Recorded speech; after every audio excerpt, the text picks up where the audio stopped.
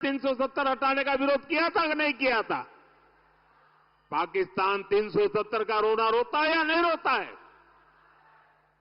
जितनी भारत विरोधी ताकत है, सब के सब 370 का समर्थन करते हैं।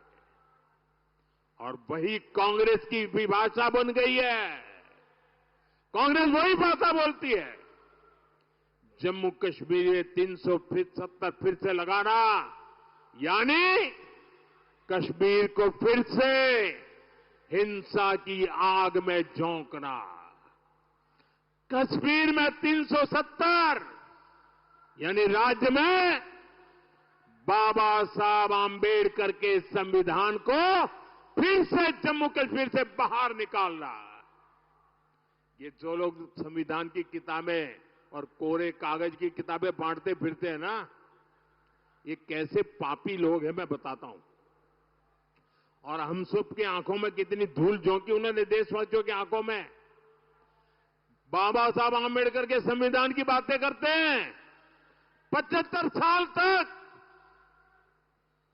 इस देश में 2 संविधान चलते थे। एक जम्मू कश्मीर का संविधान अलग था और दूसरा देश में जम्मू कश्मीर के सिवाय बाबा साहब आंबेडकर वाला संविधान था। हम उनको पूछते थे, क्या बाबा साहब आंबेडकर का संविधान जम्मू कश्मीर में लगेगा कि नहीं लगेगा? इनके मुंह पे ताले लग जाते थे। ये हमारे संविधान के प्रति श्रद्धा थी, ये हमारी बाबा साहब के प्रति श्रद्धा थी। हमने 370 की दीवार को तोड़ दिया और बाबा साहब के संविधान को जम्मू कश्मीर में लागू कर दिया। और जब बाबा साहब का संविधान लागू हुआ न, तब जाकर के 370 हटने के बाद 75 साल के बाद पहली बार कश्मीर और जम्मू के दलितों को आरक्षण मिला। 75 साल तक नहीं मिला था। उनको संवैधानिक अधिकार नहीं मिले थे, पहली बार मिले। कांग्रेस फिर से कश्मीर को दशकों पीछे धकेलना चाहती। कांग्रेस जानती है इसी 370 की वजह से कश्मीरी हिंदुओं को अपना घर छोड़कर भागना पड़ा था। ये जम्मू कश्मीर के दलितों पिछड़ों का अधिकार छीनना चाहती है। और यहां महाराष्ट्र में आकर दलितों पिछड़ों से वोट भी मांग रहे हैं। साथियों, 20 नवंबर को महाराष्ट्र के साथ साथ आपको देश के भी भविष्य को दिशा देने का मौका मिलेगा। आपको विकास को चुनना है, आपको शांति को समर्थन देना है, आपको सुरक्षा को चुनना है। मेरा आग्रह है, आप महायुति के सभी उम्मीदवारों को भारी बहुमत से जिताइए। हम मिलकर समृद्ध महाराष्ट्र और विकसित भारत का सपना पूरा करेंगे। आप यहां इतनी बड़ी तादाद में आए और मैं देख रहा था, मैं यहां बोल रहा था, वहां पूरा एक भीड़ की भीड़ चली आ रही अभी भी। ये प्यार, ये आशीर्वाद। और मैंने कल 2 रैली देखी, आज तीसरी रैली देख रहा हूं। कोई सर्वे वर्वे काम नहीं आने वाला। ये विजय का विश्वास नजर आ रहा है।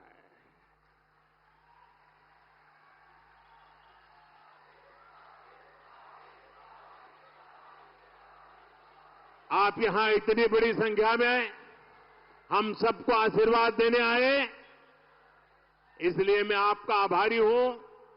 जो विधानसभा का चुनाव लड़ रहे हैं, ऐसे सभी उम्मीदवार जरा आगे आ जाएं। जो इस चुनाव में असेंबली का चुनाव लड़ रहे हैं, वो सभी साथी जरा आगे आ जाएं। सब आगे आ जाए जो चुनाव लड़ रहे हैं। इस जिले में लड़ते हो, किसी और जिले में लड़ते हो, जो भी लड़ते हो, मैं जरा आपके पास आता हूं, उसके बाद आप सबको मेरा बहुत बहुत धन्यवाद। बोलिए भारत माता की, भारत माता की।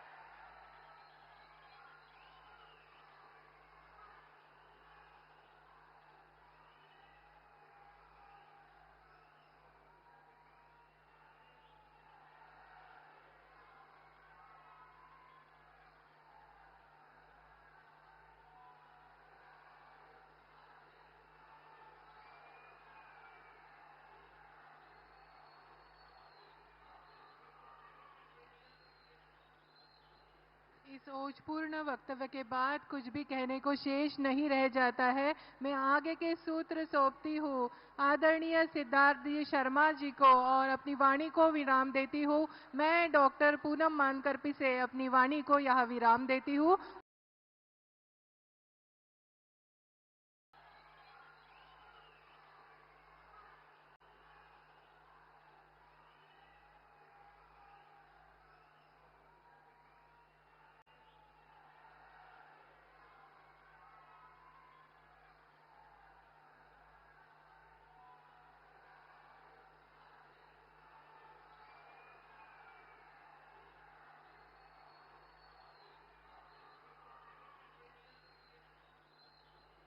इस ओजपूर्ण वक्तव्य के बाद कुछ भी कहने को शेष नहीं रह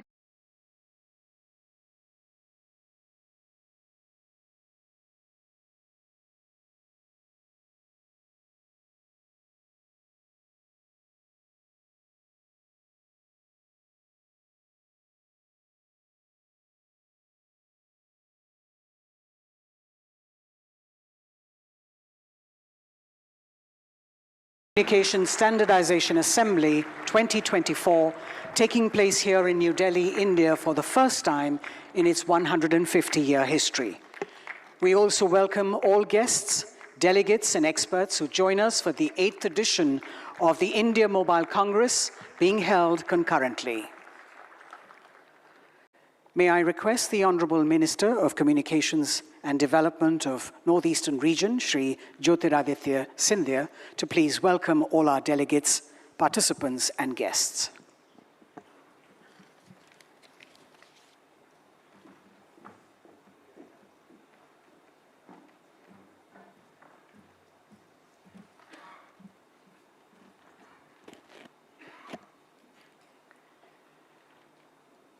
Honorable Prime Minister and India's Path Pradarshak, Adarniya Shri Narendra Modi ji,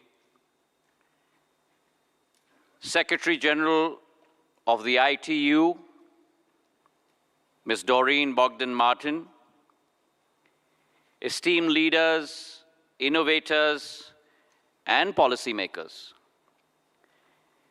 It is with a sense of great pride and joy that I warmly welcome all of you to this momentous occasion, where we declare open not one, but two landmark events for our telecom sector. The World Telecom Standardization Assembly, convened by the International Telecommunication Union, and the Indian Mobile Congress.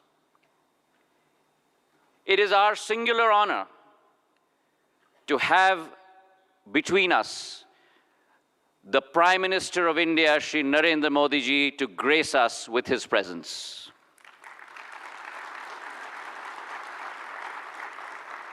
Last year, in the month of September, owing to the Honorable Prime Minister's dynamic leadership, India took up the baton of the G20 summit for the first time in her history of 75 years.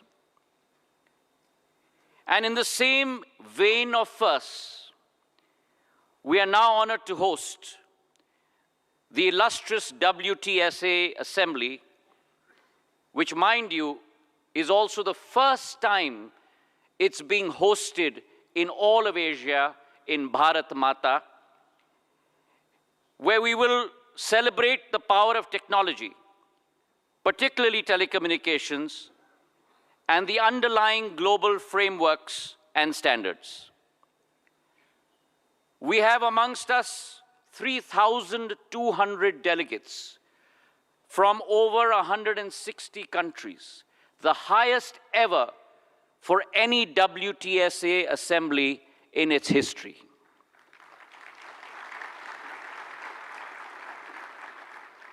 We are confident that this will, along with the Indian Mobile Congress in its 8th edition, which is South Asia's largest digital technology gathering, this will serve as a breeding ground for innovation, but also showcase India's impending but inevitable emergence as a global hub for telecommunications across the world.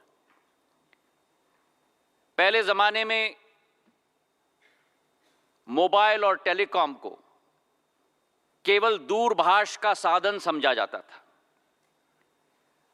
और प्रधानमंत्री जी के दूरदृष्टि नेतृत्व के आधार पर आज ये एक एक व्यक्ति को विश्व के साथ और भारत में एक एक व्यक्ति को दूसरों के दिलों के साथ जोड़ने का साधन बन चुका है। भारत में टेलीकॉम का महत्व केवल टीवी, इंटरनेट और फोन के साथ जोड़ने का नहीं, लेकिन भारत में अगर एक परिवार को मोबाइल मिल जाए, इंटरनेट की सेवा मिल जाए, तो वो बैंकिंग से जुड़ गया है, वेलफेयर स्कीम्स के साथ जुड़ गया है, आवश्यक सूचना के साथ जुड़ गया है और सबसे महत्वपूर्ण संपूर्ण विश्व के साथ जुड़ चुका है। Some of the most remarkable examples of the power of telecom, paving the way for universal empowerment, is the DBT, the Direct Benefit Transfer Scheme, which in a day transfers more than 10 million direct cash transfers on a daily basis into the bank accounts of people. अभी हाल ही में कुछ दिन पूर्व हमारे प्रधानमंत्री जी ने 93 million किसानों के खातों में प्रधानमंत्री किसान सम्मान निधि के आधार पर 20,000 करोड़ रुपए, मतलब $2.5 बिलियन सीधे उनके खाते में पहुंचाने का कार्य किया है, जो शायद विश्व के किसी देश में नहीं होता, प्रधानमंत्री जी के नेतृत्व के आधार पर भारत में संभव हो पाया है। It's a fundamental change in the approach towards technology development. And India has ushered in this fundamental change due to the leadership of Prime Minister Narendra Modi ji, who has always put people at the heart of progress. His motto, सबका साथ, सबका विकास, सबका विश्वास और सबका प्रयास, combined with his second motto, one earth, one family, and one future. It is the combination of these two mottos that leads India under Prime Minister Narendra Modi's leadership into one of the leading sectors and leading countries on the Committee of Nations. It is this motto of connected the unconnected that informed policy making is part of India's fabric today. When it comes to the area of telecom, we are steadfastly bridging the gap between the digital haves and the have-nots through the BharatNet program, which is the world's largest rural broadband connectivity program at over $10 billion in the last 3 years alone, laying 700,000 kilometers of fiber. Our success has staggering numbers associated with it. Mobile connections in India have risen from 904 million to over 1.16 billion today. Broadband connectivity in India 10 years ago was restricted to only 60 million users. Today, it's a staggering 924 million users. OFC fiber in India was only 11 million route kilometers. Today, it is 41 million route kilometers. And these staggering numbers of growth are accompanied by a digital payment system, 4G stack, the UPI interface, जिन आविष्कारों के आधार पर भारत की और विश्व की digital economy के pillars बनने जा रहे हैं. The credit for this goes single-minded pursuit of our Prime Minister Narendra Modi ji for building world-class infrastructure.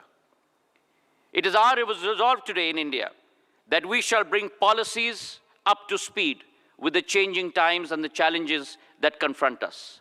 The recent changes to the Telecommunications Act 2023 is a case in point. It has been drawing light upon hitherto unaddressed areas, such as the high potential sector of satellite communications, addressing the challenges of the digital era, the most important being cybersecurity. The telecom sector, much like other growth critical sectors in India, is aggressive, is ambitious, and its outlook in our journey from our Amrit Kal to our Shatabdi Kal is to lead the world. Today, by mid of next year, we will have rolled out 4G across the length and breadth of India. 100% saturation will be completed. We've had the fastest 5G rollout in India, 450,000 BTSs, 98% of districts covered, 90% of all villages covered in a span of only 21 months. And this attitude put forward by the Prime Minister of not just embracing but bracing ourselves to becoming the first mover in the 6G technology. It is noteworthy that the Indian Mobile Congress and the International 6G Symposium demonstrates both local and global advancements in 6G and also design principles that will shape the future of telecom. With our Bharat 6G Alliance, where we hope to contribute at least 10% of patents to 6G standardization, it is our belief and our commitment that India followed the world in 4G. We marched with the world in 5G, but we shall lead the world in 6G. I'm grateful today to all the participants for taking time out and partaking in this journey. And we certainly hope the next 10 days will align our visions and define our paths towards telecom, but more importantly, for a more connected world. और इसी के साथ भारत यानी दुनिया की दूसरी सबसे बड़ी टेलीकॉम मार्केट और भविष्य की टेलीकॉम हब में आप सब लोगों का बहुत बहुत स्वागत है. जय हिंद, जय Bharat.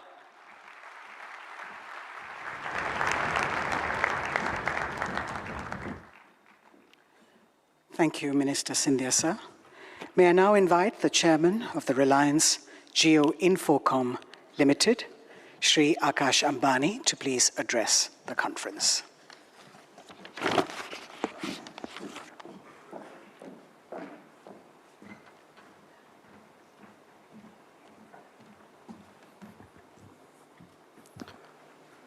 Most respected Prime Minister Shri Narendra Modi ji, Honorable Minister of Communications Shri Jyotiraditya Scindia ji, Honorable Minister of State for Communications Dr. Chandrasekhar Pemasani ji, Chairman of DOT Dr. Neeraj Mittal ji, my esteemed senior colleagues from the industry, and distinguished delegates, Namaste.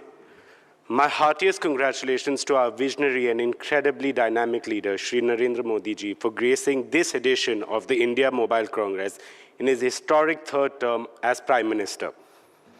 Adharnya Pradhan Mantri ji, under your visionary guidance, the India Mobile Congress has grown in stature and achieved global standing, making it a significant platform for digital innovation and collaboration. Because of your encouragement to the industry and innovation, India has been digitally transformed by perhaps the biggest digital revolution in history. In New India, in Modi ji's India, there's no more business as usual. Rather, there's unusual synergy between government and industry to deliver world-class services to satisfy the needs and expectations of 1.45 billion Indians. As a representative of Young India, I thank you for your incredible connection with the youth and for inspiring us to pursue impossible-looking goals. As we say in Hindi, Modi hai to mumkin hai. For our international audiences, Modi makes everything possible. Friends, the world is in awe of a nation that crawling at 2G speed only 8 years ago is now galloping down the 5G highway. I would like to assure Prime Minister that India will have an even better record in 6G. From a nation that ranked a lowly 155th in mobile broadband adoption, we have risen to become the world's largest data market. From a nation where the number of unicorns could be counted on fingers of a single hand, we have now emerged as the third largest unicorn hub in the world. UPI has become the world's #1 digital payment system. Today, India stands as the only large country in the world that has one of the lowest mobile data prices and yet one of the fastest internet speeds. India's per capita data consumption of over 30 GB is one of the highest in the world. But that is only half the picture. The other half tells you India's story of digital transformation is an example of inclusivity. Modi ji has ensured that innovation leads to more inclusion. He has democratized digital technology and used it as a tool to take the benefits to the last mile, leaving no one behind. Pradhan Mantri Narendra Modi ji, आपके दूरदर्शी नेतृत्व ने एक चमत्कार कर दिया. भारत में अब सिर्फ सबका साथ, सबका विकास ही नहीं, बल्कि सबका डिजिटल साथ और सबका डिजिटल विकास भी हो रहा है. India's digital revolution has spread to the remotest corners of our nation. Over 530 million unbanked Indians have been brought into the financial system through Jan Dhan accounts. To put things into perspective, 530 million is more than the combined population of the US, UK, France, and Canada. What is even more heartening is that over 300 million of these account holders are women. I feel both proud and humbled that Jio has played a significant part in this remarkable transformation. Distinguished participants, I take the opportunity of the India Mobile Congress to present 2 suggestions for the kind consideration of our Prime Minister. My first suggestion: artificial intelligence is the most revolutionary tool of transformation invented by the human mind. It will disruptively transform every aspect of our life, every facet of our society, every sector of our economy, and bring in an era of unimaginable abundance and efficiency. With AI, India has the potential to completely transform the manufacturing sectors, including SMEs, so that India becomes a new age factory and new age service center for the world. The agriculture sector, so that our farmers can become prosperous by growing more with less water. The health sector, so that quality healthcare for all can become a reality. The education sector, so that every Indian student can have the best of learning opportunities.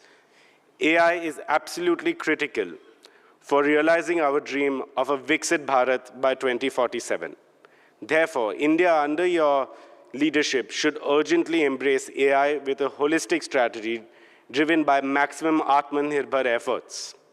At Jio, we have begun our efforts to bring benefits of AI to every Indian, just as we did with mobile broadband. We are committed to democratizing AI, offering powerful AI models and services to everyone in India at affordable prices. Towards this end, we are laying the groundwork for a national AI infrastructure. My second suggestion: the scale and speed of multilingual data generation in India, which will drive the AI revolution, will grow exponentially.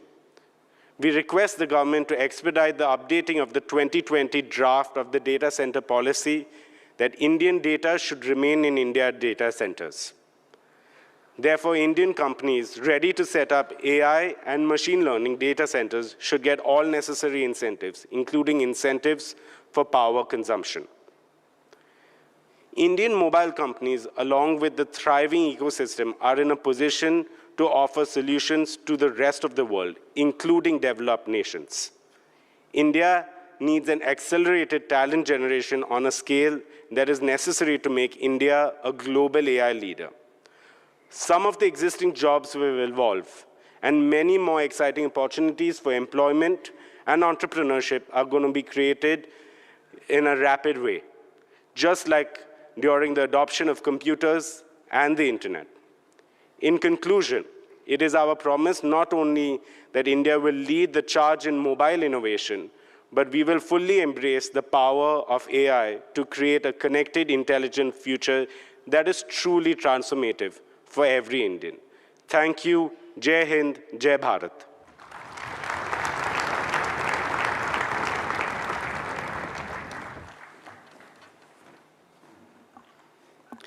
Thank you, Mr. Ambani. May I now invite the Chairman of Bharti Enterprises, Shri Sunil Bharti Mittal, to please address the congregation.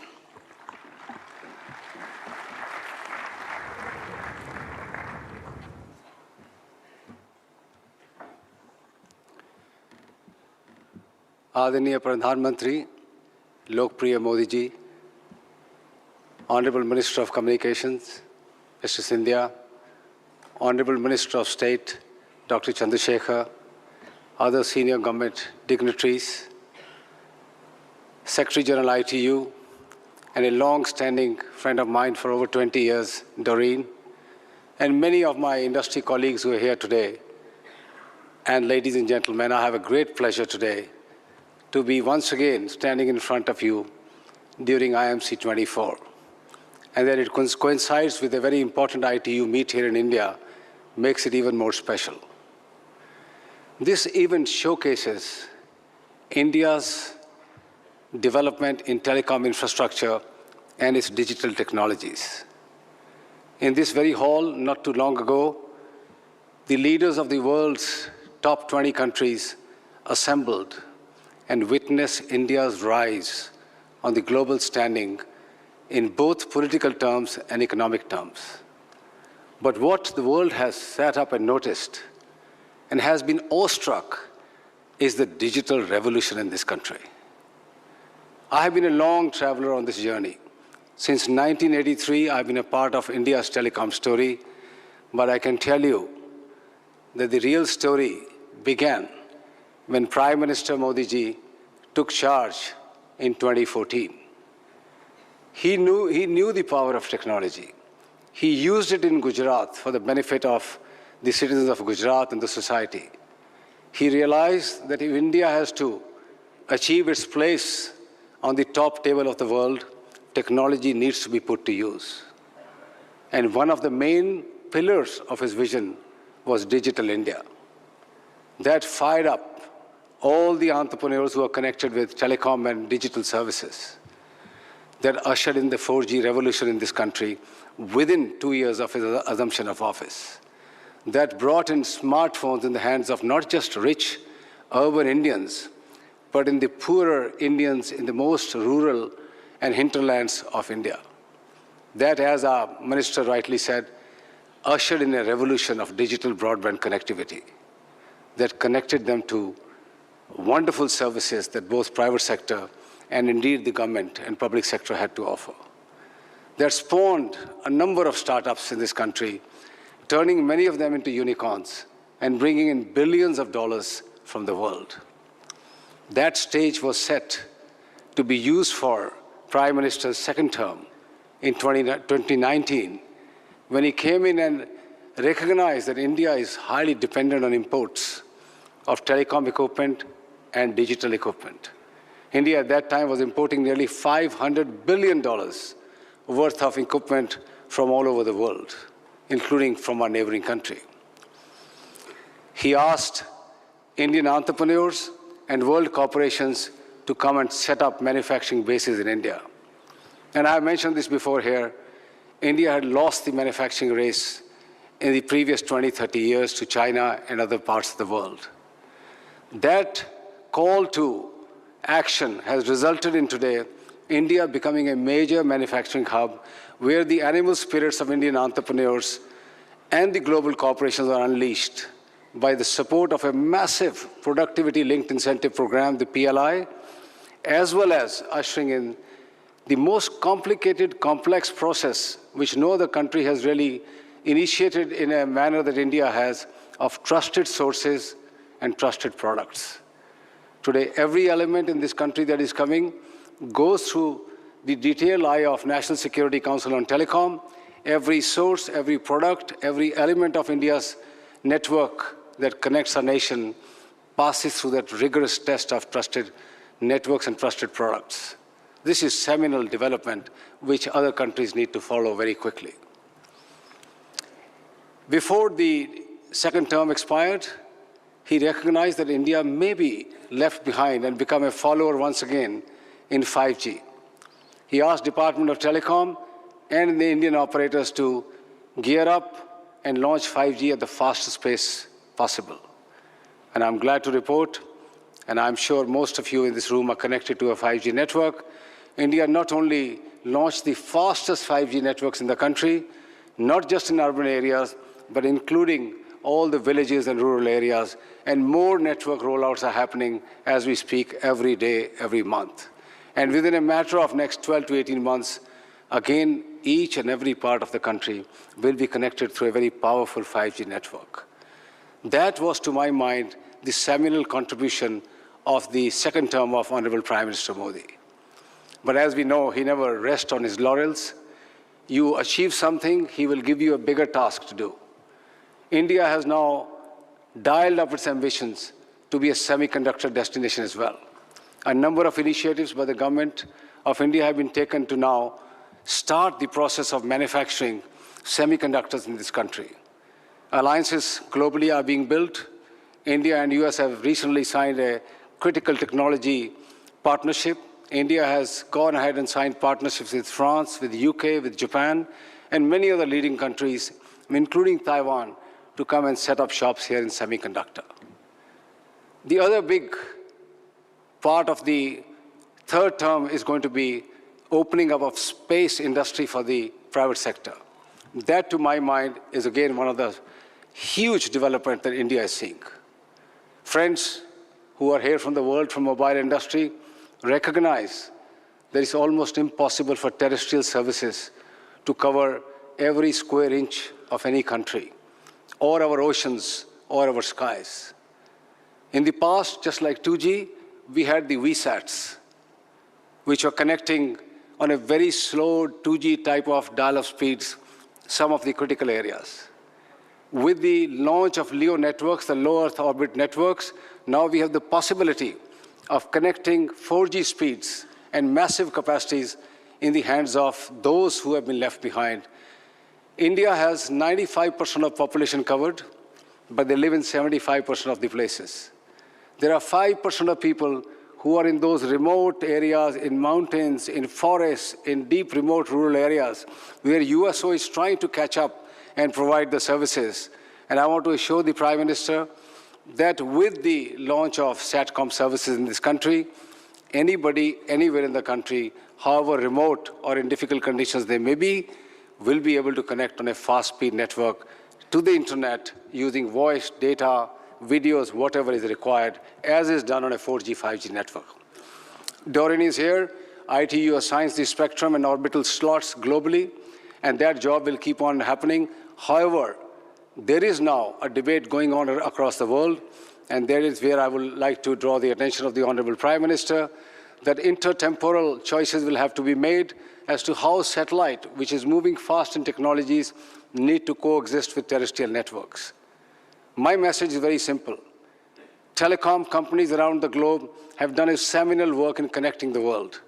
They will take the satellite services into the remotest parts of their nations through the USO program and directly through themselves.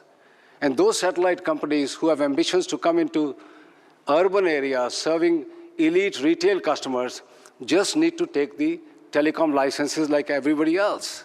Be bound with the same conditions. They need to buy the spectrum as the telecom companies buy. They need to pay the license fee as the telecom companies do, and also secure the networks like telecom companies do.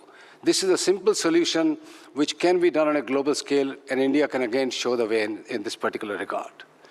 Finally, Honorable Prime Minister, I'd like to assure you that Airtel has been at the forefront of India's telecom revolution. It has stood the test of time. It has seen the journey right from the 2G and dial-up modems to where we are in India today, creating a digital revolution that the world is seeing. And Bharti Airtel will be a very responsible company. While building these fanciful networks, it'll be responsible towards its customers, it'll be responsible towards its stakeholders, and I'm glad that Airtel took the initiative of launching India's first anti-spam network, blocking in billions of calls coming from scamsters, billions of messages coming from fraudsters to secure the lives of our customers. We are now working with the industry to ensure, and with the Department of Telecom, that our people, when they're using these networks and enjoying all those services, are safe and secure. Honorable Prime Minister, Bharti Airtel will play its role in your vision of building a very powerful India. Thank you very much.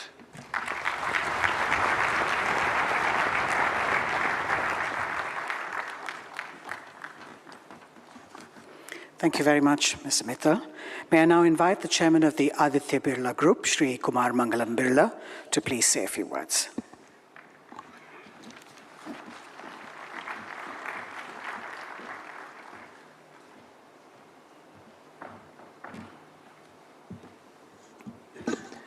Honorable Prime Minister Shri Narendra Modi ji, Honorable Minister of Communication Shri Jyotiraditya Scindia, Honorable Minister of State for Communication Dr. Chandrasekhar, Chairman DCC and Secretary DOT Dr. Neeraj Mittal, my colleagues from the industry, ladies and gentlemen. It is a pleasure to be here as we mark the inauguration of the 8th India Mobile Congress and reflect on the remarkable progress made by the telecom sector in delivering connectivity and the benefits of digital transformation to Indian citizens. At the heart of this progress, as we know, lies the steadfast progress support of our government. Our government has consistently recognized the importance of digital connectivity and has introduced several reforms over the years to drive us towards an even more connected, empowered, and inclusive digital nation. Pradhan Mantri ji, इस digital परिवर्तन की नींव आपकी vision ने आधारित की है. What has been remarkable in this journey is the government's continued thrust on expanding digital infrastructure and accelerating digital adoption for people and businesses equally. As a result, the digital transformation is now moving beyond just the large businesses to our MSMEs, enabling them to break traditional barriers and enter new markets. A few years ago, our Prime Minister had articulated that MSME means maximum support to micro, small, and medium enterprises. We at VI2 are committed to providing maximum support by promoting digital transformation to India's small businesses. With a focus on technologies like 5G, IoT, AI, and cloud services, the VI Business Ready for Next program is helping MSMEs assess their digital readiness, identify areas for improvement, and adopt necessary digital solutions to become future-ready corporations. Since its launch in June 2022, over 1.6 lakh MSMEs have used the VI platform. And through the power of our telecom platforms, I believe that we can create a thriving digital ecosystem that empowers our MSMEs to drive India's economic growth. Robust connectivity is also transforming how we live and how we work, as demonstrated by solutions showcased by VI at IMC this year. High-speed networks are making telemedicine possible, for example, in remote locations, allowing medical professionals to diagnose and treat patients virtually and bridging the gap between urban and rural healthcare. Just last year, India achieved the remarkable feat of 10 crore teleconsultations, and I believe that this is a matter of great pride for every Indian. Real-time high-speed connectivity will also enable safety and improved efficiencies in critical industries for Industry 4 sectors like mining, construction, and industrial automation. Unimaginable some years ago, it is remarkable how far we have come in connecting people, machines, and devices with such efficiency. Today, we are building a future where virtual and augmented reality immersive experiences will become increasingly integrated into our daily lives. One of the most pressing issues being addressed by the government, regulator, and industry in the past year is spam control and fraud protection. As networks have grown, we have the potential risk to the public, especially from phishing schemes, fraudulent calls, and spam messages. These undermine public confidence in communication systems and also put people's personal and financial security at risk. In collaboration with the government and regulatory bodies, VI is making significant strides in combating this menace. Vodafone Idea is committed to bringing new and innovative solutions that will fundamentally address spam and fraud at the very core. Public awareness campaigns, too, are helping to educate users about how to identify and avoid spams. This year has also been an important one for Vodafone Idea, as the company has taken critical steps in its own transformation journey. The company's 18,000 crore FPO, marking the largest of its kind in India, was met with overwhelming enthusiasm. It was oversubscribed 7 times overall and an astonishing 19 times amongst institutional investors. The surge in demand culminated in a total bid for approximately 93,500 crores across various investor categories. This response was an emphatic endorsement of the potential of the Indian telecom sector. To me, it signaled the faith that investors have in our Prime Minister's bold vision of a digital India. The fundraise has enabled the company to kickstart again its capex cycle. Vodafone Idea has already announced the next phase of capex detail worth $3.6 billion with 3 global partners, Nokia, Ericsson, and Samsung. These are all key steps that place VI on a more secure footing and ensure that the company remains dynamic and competitive. With the continued support of the government, I'm confident that we will do our part to realize the Prime Minister's Digital India destiny. I am a firm believer in the transformative power of India's telecom sector, and I see it as a bridge to a more connected, empowered, and prosperous India.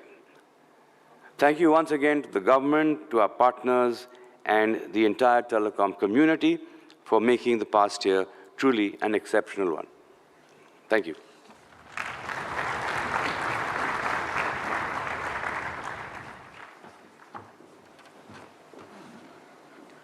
Thank you very much, Mr. Birla. May I now invite the Secretary General ITU, Ms. Doreen Bogdan-Martin, to please address the WTSA 2024.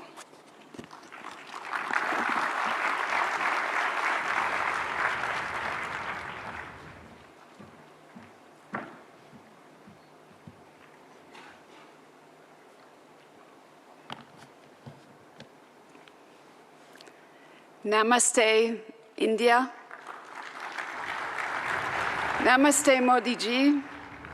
Namaste, Minister Sindhya, Minister Chandra Sekhar, Minister Mittal, Chairman Ambani, Chairman Mittal, Chairman Birla, Excellencies, ladies and gentlemen, it's a great honor to stand with you here today, with you, Honorable Prime Minister, to open the 2024 World Telecommunications Standardization Assembly and India Mobile Congress in a joint ceremony. I think this is a powerful symbol of the deep ties between the ITU and India. Ties that were at the heart of our meaningful conversation last year when I had the great pleasure to inaugurate, together with the Honorable Prime Minister, the ITU Area Office and Innovation Center. Since then, it's been an incredible year for digital. As digital innovation in AI and other emerging technologies continues unabated, world leaders came together just a few weeks ago in New York and adopted the Pact of the Future and its Global Digital Compact. They sent a powerful message to the world that our future is digital and we can and we must write it together.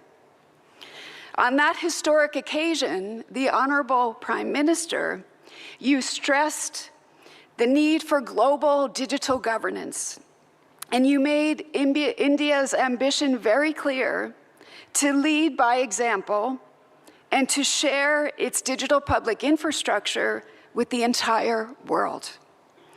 DPI was a big priority during India's G20 presidency, where ITU had the pleasure to be a knowledge partner. The world has a lot to learn from what India has accomplished with the Unified Payments Interface, Aadhaar, and other building blocks of today's digital economy. Standards are the engine that powers these platforms to operate at scale, giving every Indian with a mobile device access to life-changing services. And that's why we're all here today. Because we know that standards build trust.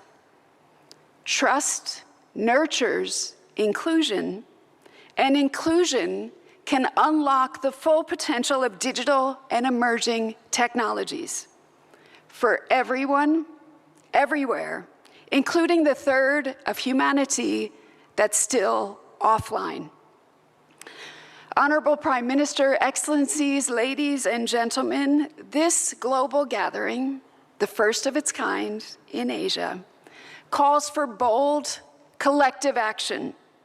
In the next 10 days, we can, and I firmly believe we can strengthen the role of international standards as the bedrock of global digital governance. One of our most urgent tasks is ensuring that AI is developed responsibly and as a force for good. As we work to drive progress in this decade and beyond, let's ensure that standards help to level the playing field for innovation. Let's align technological progress with digital inclusion. And ladies and gentlemen, together, let's write a digital future that is more connected, that's secure, that's responsible, and that is sustainable for all. Thank you, and Dhanyawad. Thank you.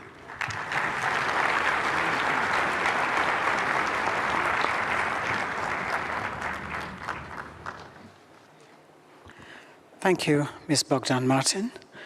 May I now request the Honorable Prime Minister of India to please launch the World Telecommunications Standardization Assembly 2024 by unveiling a digital plaque.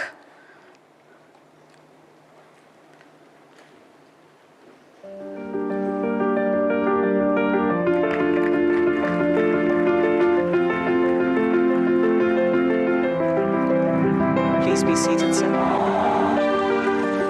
From the land where the ethos of Atithi Devo Bhava, the guest is God, guides our spirit of global unity. India proudly welcomes you to the heart of its capital, New Delhi, for the ITU World Telecommunications Standardization Assembly 2024. Since its inception,